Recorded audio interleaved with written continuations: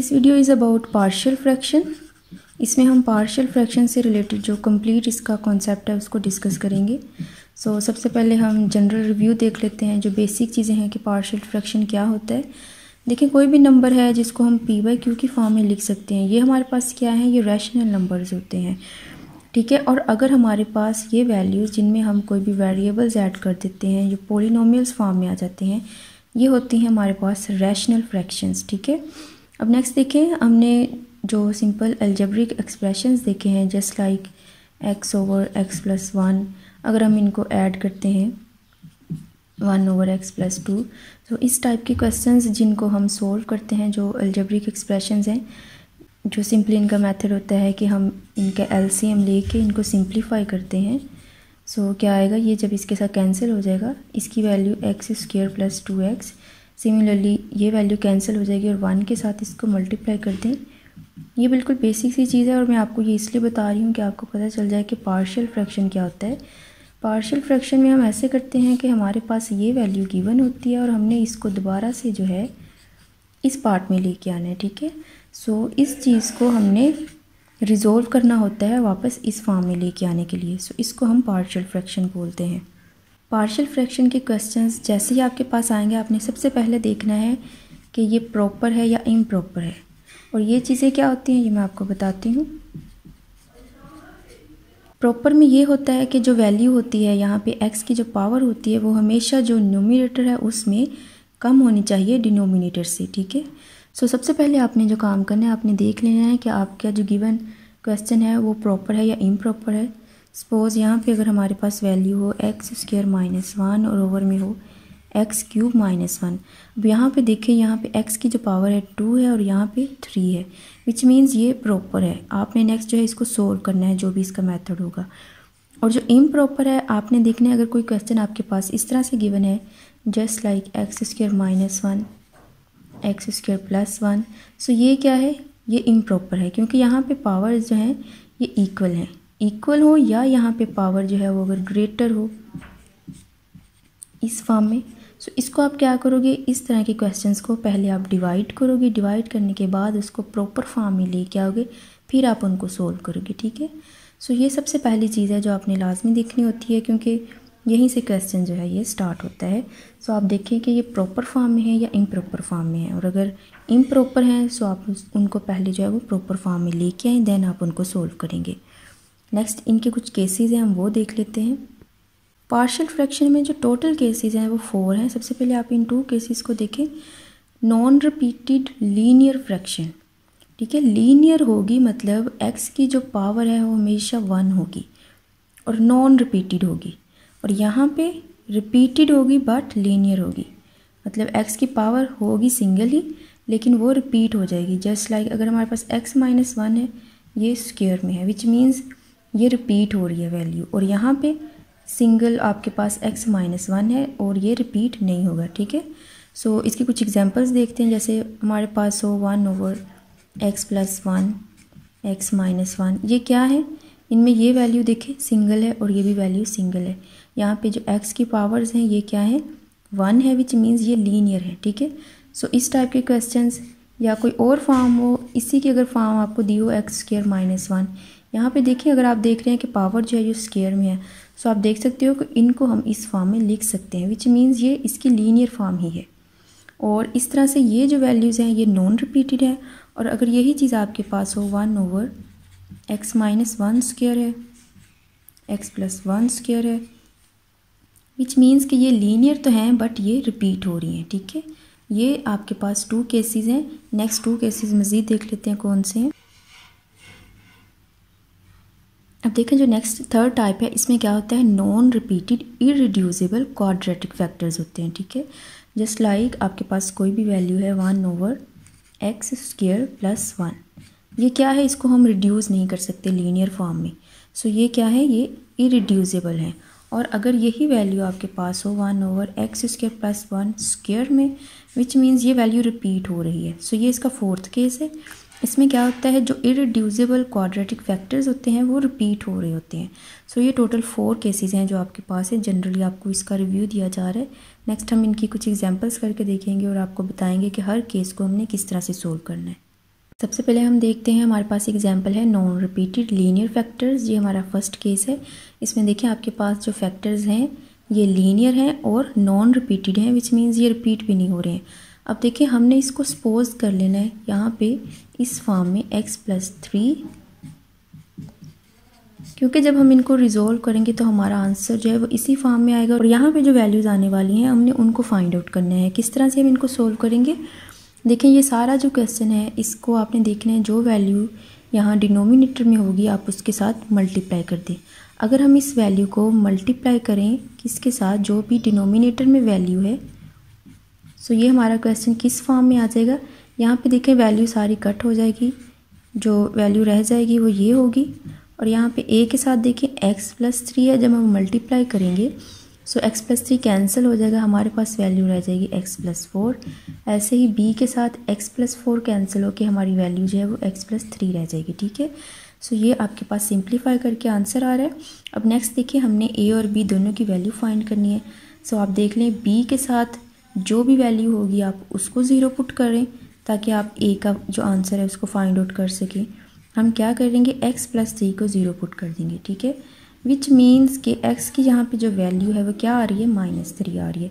सो इस इक्वेशन में हमने क्या करना है, जहाँ जहाँ पे x है उसकी जगह हमने -3 को पुट कर देना है।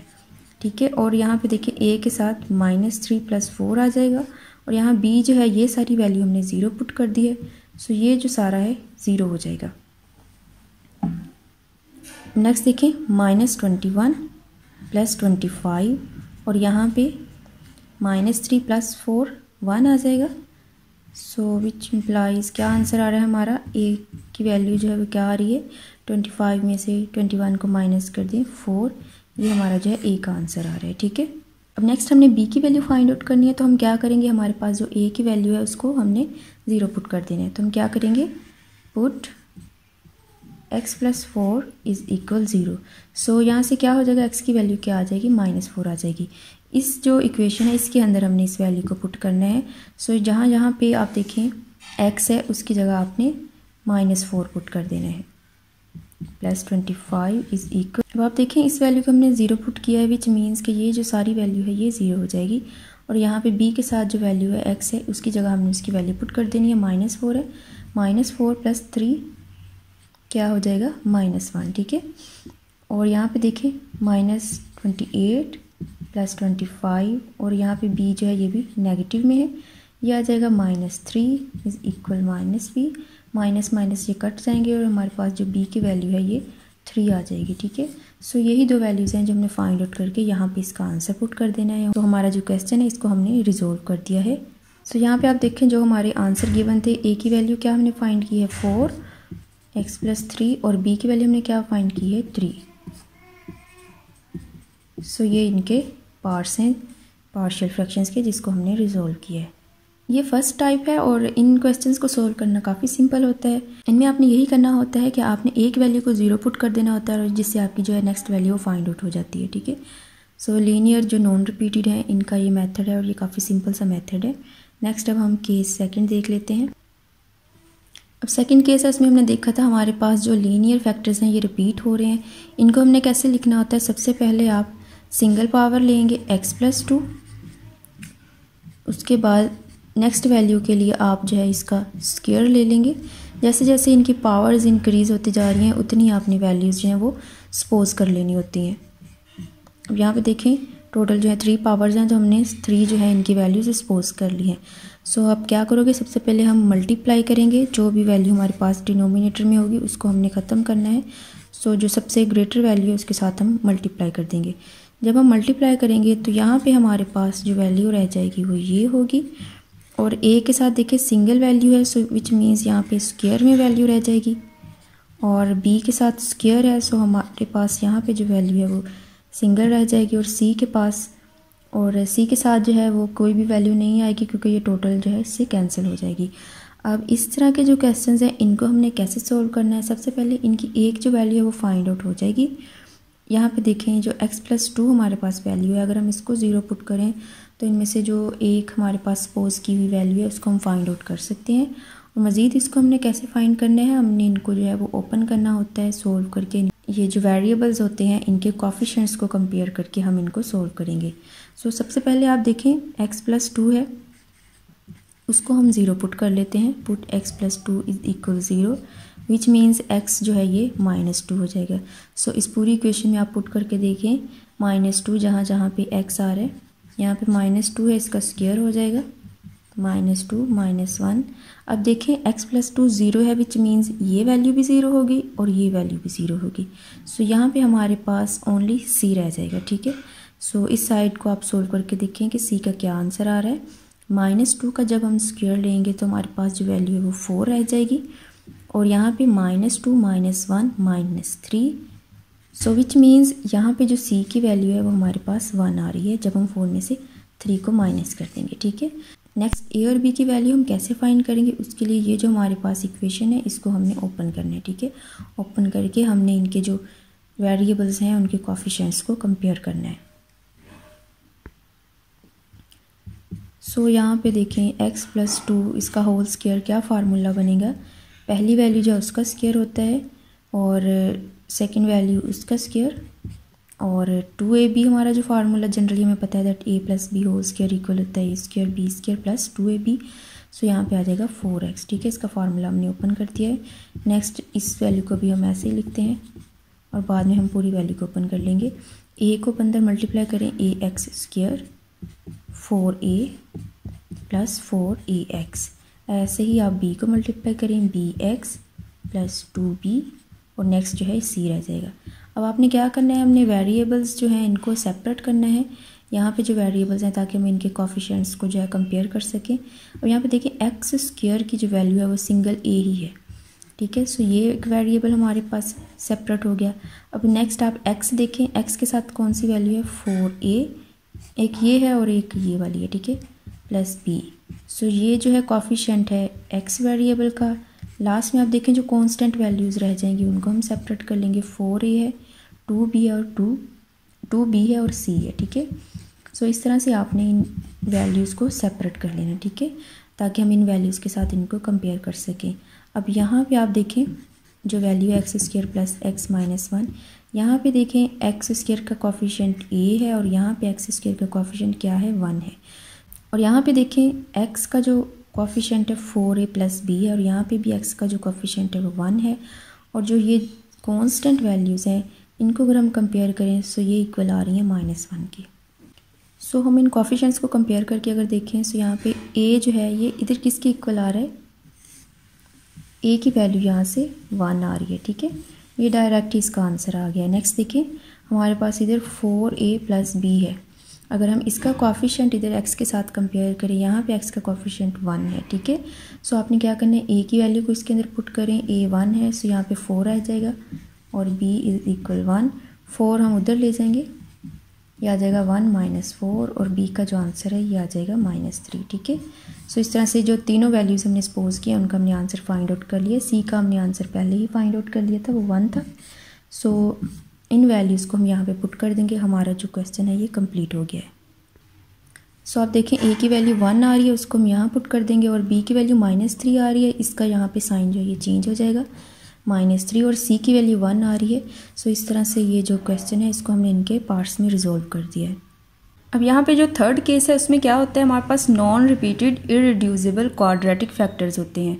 यहाँ पे आप देख सकते हो ऐसी वैल्यू जो लीनियर फॉर्म में रिड्यूस ना की जा सके और नॉन रिपीटेड है, यहाँ पे वैल्यूज़ रिपीट नहीं होंगी, ठीक है। अब यहाँ पे ये वैल्यू देखें, ये क्या है, ये क्वाड्रेटिक फैक्टर है, इसको हम जो है लीनियर फॉर्म में रिड्यूस नहीं कर सकते। इसके लिए जो हमने लेटर्स सपोज करने होते हैं वो इस तरह से करेंगे, a साथ में हमने वेरिएबल लेना है और सेकंड जो लेटर है वो वैसे ही x² प्लस 1, ठीक है। ये जो क्वाड्रेटिक फैक्टर होगा उसके लिए हमने इस तरह से जो लेटर्स हैं उनको सपोज करना है। फर्स्ट लेटर के साथ आपने जो है वो एक वेरिएबल लेना है और जो सेकंड लेटर है उसको वैसे ही, और थर्ड जो हम वैल्यू सपोज करेंगे वो इस लीनियर वैल्यू के लिए। यानी अगर आपके पास क्वाड्रेटिक फॉर्म में है तो आप इस तरह से सपोज करेंगे और अगर लीनियर है तो आप इस तरह से सपोज करेंगे। नेक्स्ट वही मेथड है, हमने यहाँ से जो वैल्यू है इसको ख़त्म करना है। कैसे करेंगे, मल्टीप्लाई करेंगे जो भी वैल्यू हमारे पास डिनोमिनेटर में है उसके साथ। इसको सिंप्लीफाई करें, जब ये सारी वैल्यू हम मल्टीप्लाई करेंगे इस वैल्यू के साथ, सो यहाँ पे हमारे पास रह जाएगा 3x माइनस 11 और यहाँ पे देखें ax प्लस b। अब ये वैल्यू इसके साथ कैंसिल हो जाएगी तो यहाँ पे रह जाएगा x प्लस 3 और c के साथ ये x प्लस 3 कैंसिल होकर हमारे पास जो वैल्यू है वो रह जाएगी x स्क्वायर प्लस 1। यहाँ पे देखें जिस लेटर के नीचे लीनियर फॉर्म होगी उसको तो हमने उसी मेथड से फाइंड आउट कर लेना है कि हमने उस वैल्यू को 0 के इक्वल पुट कर देना है। x प्लस 3 जो है ये जब 0 होगा तो x की वैल्यू यहाँ से क्या निकल आएगी -3, ठीक है। सो इस इक्वेशन में हम पुट करके देखते हैं, x की जगह आपने -3 पुट कर देना है। अब यहाँ पे देखें ax प्लस b, ये जो वैल्यू है ये हमने 0 पुट की है, इसको हमने 0 के साथ मल्टीप्लाई कर देना है। c अब x जो है इसकी वैल्यू -3, यहाँ पे स्क्वायर है प्लस 1, ठीक है। अब यहाँ पे देखिए ये सारी वैल्यू 0 हो जाएगी और यहाँ पे जो नेगेटिव है जब हम इसका स्क्वायर लेंगे तो वो पॉजिटिव वैल्यू हो जाएगी और 3 3 9 हो जाएगा, 9 प्लस 1। यहाँ पे देखिए -3 3 9 -11 और ये जो है c के साथ है फंक्शन हमारा। सो आप देखें यहाँ पे c की वैल्यू क्या आ जाएगी 9 प्लस 1, c जो है साथ में इसके 10 है और यहाँ पे -20 हो जाएगा, -20 10 इधर आके डिवाइड हो जाएगा तो जो c की वैल्यू है वो -2 हमारे पास आ जाएगी, ठीक है। सो ये वो वैल्यू है जो लीनियर के साथ होती है, इसको हम ऐसे ही फाइंड आउट कर सकते हैं। नेक्स्ट इस वैल्यू को फाइंड करने के लिए हमने क्या करना है, इन सब को ओपन कर देना है और वैसे ही जैसे हम कोएफिशिएंट कंपेयर करते हैं उस तरह से हम इनकी वैल्यूज़ फाइंड आउट कर लेंगे। नाउ अब हम इस इक्वेशन को सिंप्लीफाई करेंगे, ax को इसके साथ मल्टीप्लाई करें, ax स्क्वायर हो जाएगा और नेक्स्ट जो है वो 3ax हो जाएगा। नेक्स्ट जब हम इसको इस वैल्यू के साथ मल्टीप्लाई करेंगे, अब b देखें, b को x के साथ मल्टीप्लाई करें bx और जब 3 के साथ करेंगे तो 3b आ जाएगा। नेक्स्ट c को अंदर मल्टीप्लाई कर दें, cx स्क्वायर प्लस c हो जाएगा, ठीक है। यहाँ पे अब देखें जो x स्क्वायर के कोएफिशिएंट्स हैं उनको आप सेपरेट कर लें, a प्लस c ये वैल्यू और ये वैल्यू, ये x स्क्वायर के कोएफिशिएंट्स हैं। नेक्स्ट आप देखें जो सिंगल x है 3a, ये b, ये वैल्यूज़ हैं जो सिंपली x के साथ हैं और जो कांस्टेंट वैल्यू है वो देख लें, एक 3b है और एक c है, ठीक है। ये कांस्टेंट वैल्यूज़ हैं, इनको आप सेपरेट कर लें और यहाँ पे जो हमारी वैल्यूज़ हैं 3x माइनस 11। अब अगर हम इनके कोएफिशिएंट कंपेयर करें, देखिए यहाँ पे x स्क्वायर का कोएफिशिएंट है a प्लस c और यहाँ पे x स्क्वायर नहीं है, विच मीन्स कि उसका कोएफिशिएंट 0 है। सो यहाँ पे जब हम कोएफिशिएंट कंपेयर करेंगे तो हमारी जो वैल्यू है a plus c is equal ये 0 आ जाएगी, ठीक है। नेक्स्ट आप जो है इस वैल्यू का कोएफिशिएंट कंपेयर करें 3a प्लस b, यहाँ पे x का कोएफिशिएंट ये है और इधर x का जो कोएफिशिएंट है वो 3 है, ठीक है। इस तरह से जो x है इसके ये कोएफिशिएंट हमने कंपेयर कर लिया और थर्ड जो कांस्टेंट है आप उसका अगर कोएफिशिएंट देखें तो ये यहाँ पे -11 है, ठीक है। अब हमने c की जो वैल्यू फाइंड आउट करी थी, c की वैल्यू थी -2। सो इस वैल्यू को अगर आप इस इक्वेशन में पुट करें, c की जगह आप -2 पुट कर दें, सो यहाँ पे हमारी a की वैल्यू निकल आएगी, 2 जो है इधर आके पॉजिटिव हो जाएगा। सो ये जो है हमने a की वैल्यू फाइंड आउट कर ली है। अब यहाँ पे हमने b की वैल्यू फाइंड करनी है। आप चाहें यहाँ पे भी पुट कर सकते हैं a की वैल्यू और आप चाहें तो यहाँ पे c की वैल्यू पुट करके दोनों तरह से जो है वो b की वैल्यू फाइंड आउट कर सकते हो। 3a जो है इसकी वैल्यू भी हमने 2 निकाली है प्लस b इज़ इक्वल 3, ये 3 2 ज़ार 6 और इधर प्लस है तो इधर आके ये माइनस हो जाएगा, 3 माइनस 6, तो जो b की वैल्यू है वो -3 आ जाएगी, ठीक है। ये b की वैल्यू हमने फाइंड आउट कर ली है। सो हमारे पास जो सारे लेटर्स थे उनकी हमने वैल्यूज़ फाइंड आउट कर ली हैं और अगर हम यहाँ पे इनकी वैल्यूज़ पुट करके देखें तो देखें a की जगह जो हमने फाइंड की है वैल्यू वो क्या है 2 है। सो यहाँ पे हमारे पास आ जाएगा 2x और b की जो वैल्यू फाइंड की है वो -3 है। सो यहाँ पे जो वैल्यू है ये आ जाएगी -3। नेक्स्ट देखें c की वैल्यू क्या है -2 है। सो ये जो वैल्यू है ये नेगेटिव हो जाएगी और यहाँ पे जो वैल्यू हमारे पास आ जाएगी वो आ जाएगी -2, ठीक है। सो इस तरह से ये जो फैक्टर्स हमने जो क्वाड्रेटिक हैं और जो नॉन रिपीटेड हैं उनको हमने इस तरह से सोल्व करना है। अब यहाँ पे देखें लास्ट केस है हमारे पास जिसमें रिपीटेड इरिड्यूसिबल क्वाड्रेटिक फैक्टर्स होंगे। ये वैल्यू देखें, ये क्वाड्रेटिक फैक्टर है और ये रिपीट हो रहा है, मतलब ये स्क्वायर में जा रहा है।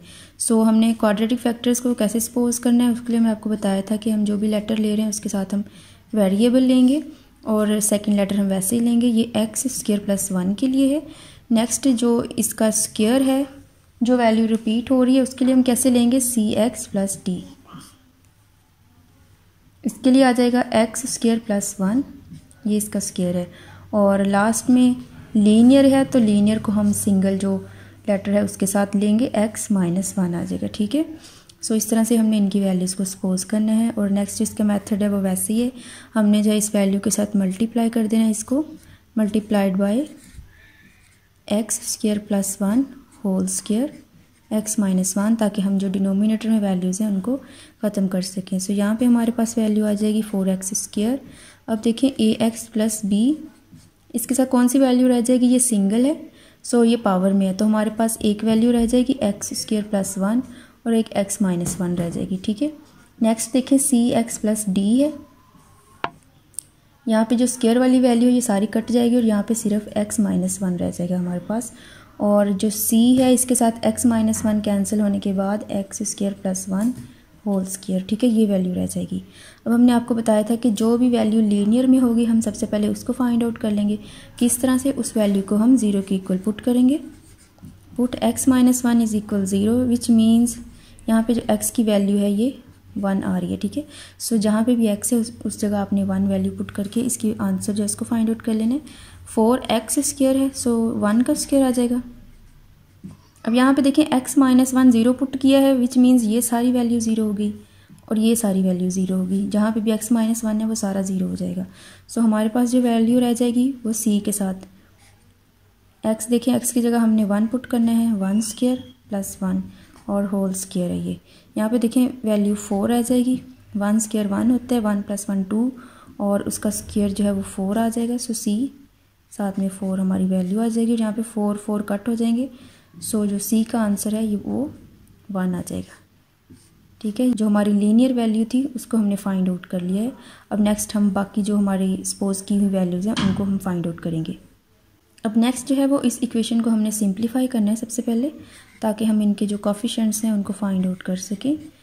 यहाँ पे देखें इन वैल्यूज़ को मल्टीप्लाई करें, एक्स क्यूब आ जाएगा minus x square plus x minus 1, ठीक है। ये इन वैल्यूज़ को हमने मल्टीप्लाई कर दिया है।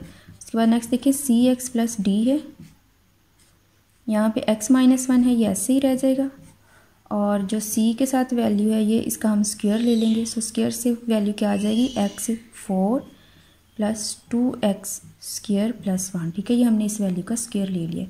अब नेक्स्ट आप इन वैल्यूज़ को मज़ीद जो है वो मल्टीप्लाई कर दें। ax को इन सभी के साथ मल्टीप्लाई करें तो ax 4 minus ax cube plus ax square minus ax, ठीक है। अब नेक्स्ट b को इन सभी वैल्यूज़ के साथ मल्टीप्लाई कर दें, bx cube minus bx square plus bx minus b।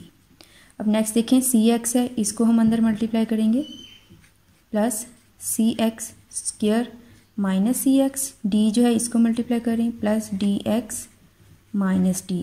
Last में जो c है इसको हम अंदर मल्टीप्लाई कर देंगे, cx 4 plus 2cx square plus c, ठीक है। यहाँ पे हमारे से एक मिस्टेक हो गई है, ये c इधर रखी हुई है और इधर भी हमने c रख लिया, इसको हम e कर लेते हैं, ठीक है, क्योंकि हमारा जो लेटर है वो सेम हो गया यहाँ पे। सो यहाँ पे जहाँ जहाँ पे c आ रहा है उसको आप e रख लें।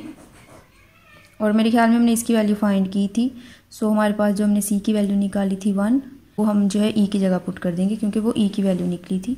और यहाँ पे जो सारी वैल्यूज़ हैं इसको आप e कर लें। नेक्स्ट हम इनको सेपरेट करते हैं। अब देखिए x की पावर 4, एक a है हमारे पास और एक यहाँ पे e है, ठीक है। सो ये जो कोफिशिएंट हैं ये x पावर 4 के हैं। अब नेक्स्ट हमने जो है वो x क्यूब के कोफिशिएंट को सेपरेट कर लेना है, माइनस a है यहाँ पे और प्लस b है। नेक्स्ट देखिए x क्यूब का और कोई कोफिशिएंट नहीं है, बस ये दो वैल्यूज़ हैं। उसके बाद आपने जो है वो x स्क्वायर के a आ जाएगा, माइनस b है प्लस c और इसके अलावा 2e आ रहा है, ठीक है।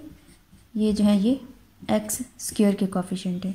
उसके बाद नेक्स्ट देखें x के हम कोफिशिएंट देख लेते हैं, वो कौन से हैं, माइनस a और नेक्स्ट है plus b minus c plus d और प्लस ई, नहीं ई नहीं है, प्लस डी तक की है बस, ठीक है। सो ये सारी वैल्यूज़ जो हैं ये एक्स के लिए हैं। अब लास्ट में जो कांस्टेंट हैं हम उनको देख लेते हैं, कौन कौन से कांस्टेंट हैं। यहाँ पे देखिए हमारे पास है माइनस बी, माइनस डी और लास्ट में प्लस ई, ठीक है, ये सिंगल कांस्टेंट है। सो हमने यहाँ पे लास्ट में देखा था कि हमने ई की जो वैल्यू है उसको हमने फाइंड आउट किया हुआ था जो कि 1 थी। सो यहाँ पे आप देखें a प्लस ई ये x4 का कोफिशिएंट है। सो यहाँ पे आप देखें x4 की वैल्यू नहीं है, विच मीन्स a प्लस ई जो है ये इसकी वैल्यू 0 होगी क्योंकि इसका जो कोफिशिएंट है वो इस साइड पे 0 है, ठीक है। सो यहाँ पे e की वैल्यू 1 थी और अगर हम यहाँ पे वैल्यू e की पुट कर दें तो हमारे पास इस तरह से ये वैल्यू आ जाएगी और a का जो आंसर है ये वैल्यू इधर आके -1 हो जाएगी, ठीक है। इस तरह से आपने जो है वो इस वैल्यू को फाइंड आउट कर लिया है। उसके बाद नेक्स्ट देखें, इसमें अगर हम पुट करेंगे तो हमारे पास b की वैल्यू आ जाएगी। नेक्स्ट जो क्यूब है वो भी देखें, यहाँ पे हमारे पास क्यूब का कोई भी जो वेरिएबल नहीं है, विच मीन्स कि ये भी जो वैल्यू है ये 0 के इक्वल हम लेके आएंगे। सो यहाँ पे हमारी वैल्यू क्या आ जाएगी, -a प्लस b, ये जो है 0 के इक्वल आ जाएगा। अभी हमने a की वैल्यू फाइंड की है वो है -1, ठीक है। यहाँ पे इसको पुट करेंगे सो यहाँ पे हमारे पास जो है ये b की वैल्यू निकल आएगी, माइनस माइनस प्लस हो जाएगा। b का जो आंसर है ये जब प्लस इधर आएगा तो ये माइनस हो जाएगा, ठीक है। इस तरह से हमने b की वैल्यू फाइंड आउट कर लिया है। अब नेक्स्ट देखिए हमने a b और e की वैल्यू फाइंड आउट कर ली है। अब यहाँ से हम देखते हैं हमारे पास या हम ये कोफिशिएंट यूज़ करें या ये वाले या ये, और इस तरह से हम नेक्स्ट जो हमारी वैल्यूज़ हैं उनको फाइंड आउट कर सकते हैं। सो इस वैल्यू को हम देखते हैं क्योंकि हमारे पास a b और e इन सब की वैल्यूज़ मौजूद है। सो हम क्या लिखेंगे, a ये वाला जो कोफिशिएंट है इसको हमने यहाँ पे लिखना है a minus b plus c plus 2e, ये सारी वैल्यू किसके इक्वल है, ये 4 के इक्वल है क्योंकि यहाँ पे हम देख सकते हैं कि हमारे पास एक्स स्क्वायर का जो कोफिशिएंट है वो 4 है, ठीक है। सो यहाँ पे a की वैल्यू क्या थी, -1 थी और b की वैल्यू -1 है। सो ये नेगेटिव है वो +1 हो जाएगी, प्लस c e की वैल्यू हमने फाइंड की थी वो 1 है। सो ये क्या आ जाएगा, 2 आ जाएगा, इज़ इक्वल 4। ये दोनों वैल्यूज़ कट जाएंगी और c की जो वैल्यू है वो 4 - 2 आ जाएगी, ठीक है। इस तरह से हमने जो है वो c की वैल्यू फाइंड की है। नेक्स्ट हमारे पास d रह गया है, हम उसकी वैल्यू फाइंड करेंगे। सो वो हम यहाँ से फाइंड आउट कर सकते हैं। यहाँ पे हमारे पास a b और c इन सब की वैल्यूज़ मौजूद हैं, तो इस तरह से हम यहाँ से जो है वो d की वैल्यू फाइंड आउट कर सकते हैं। देखिए, और इसका जो वेरिएबल है यहाँ पे दूसरी साइड पे वो 0 है। सो इस सारी वैल्यू को हम 0 के इक्वल पुट करेंगे। सो a जो है -a plus b minus c plus d, ये सारी वैल्यू क्या है, ये 0 की इक्वल है क्योंकि हमारे पास इस इक्वेशन में इस साइड पे जो है वो एक्स स्क्वायर की जो इस साइड पे x की कोई वैल्यू मौजूद नहीं है, ठीक है। अब a की वैल्यू क्या थी, -1 थी। सो यहाँ पे पहले माइनस c है, सो a की वैल्यू क्या हो जाएगी, +1 हो जाएगी। b की वैल्यू -1 थी। नेक्स्ट देखिए c की वैल्यू भी हमने फाइंड की है, -2 आ जाएगा प्लस d इज़ इक्वल 0, ठीक है। सो यहाँ पे देखें ये दोनों कट जाएंगे और 2 जो है इधर आके पॉजिटिव हो जाएगा। सो d की वैल्यू हमारे पास 2 आ जाएगी, ठीक है। इस तरह से हमने सारे जो हमारे लेटर्स थे उनकी वैल्यूज़ फाइंड आउट कर ली हैं और उसको हम वापस उनकी जगह पुट कर देंगे। सो हमारी जो पार्शियल फ्रैक्शन है वो हमने रिजोल्व कर दी है। सो इनके अगर हम आंसर इन इक्वेशंस में पुट कर रहे हैं, सो हमारे पास जो a की वैल्यू थी वो क्या आई थी, -1। सो ये वैल्यू -x रह जाएगी और b की जो वैल्यू है वो आई थी -1। सो यहाँ पे हम -1 पुट कर देंगे, ठीक है। उसके बाद c की वैल्यू हमने फाइंड की थी 2 और जो d है उसकी वैल्यू भी 2 थी, ठीक है। लास्ट में हमने जो e है उसकी वैल्यू फाइंड की थी वो 1 थी। इस तरह से ये सारी वैल्यूज़ हम इस इक्वेशन के अंदर जो है पुट कर देंगे। सो ये था पार्शियल फ्रैक्शन का कंप्लीट टॉपिक, जिसमें आपने बेसिक कॉन्सेप्ट देखा है कि पार्शियल फ्रैक्शन क्या है और नेक्स्ट इनके जो 4 के 4 केसेस थे वो हमने डिस्कस किए हैं एग्जांपल्स के साथ। सो उम्मीद है कि आपको ये सारा टॉपिक जो है वो अच्छे से क्लियर हो गया होगा।